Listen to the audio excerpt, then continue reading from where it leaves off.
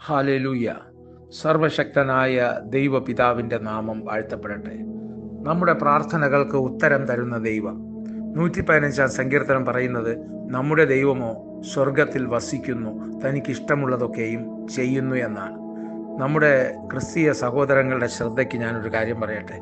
അനേകം പേര് ജാതികളുടെ ദൈവം, വിഗ്രഹങ്ങൾ, അതിൻ്റെ മുമ്പിൽ ജൽപ്പനം ചെയ്യുന്നത് പോലെയാണ് ദൈവത്തിൻ്റെ മുമ്പിലും വന്ന് കുറേ ബഹളം വച്ചിട്ട് ദൈവത്തിന് എന്താണ് ഉത്തരം പറയാനുള്ളത് എന്ന് ആരും ശ്രദ്ധിക്കാറില്ല.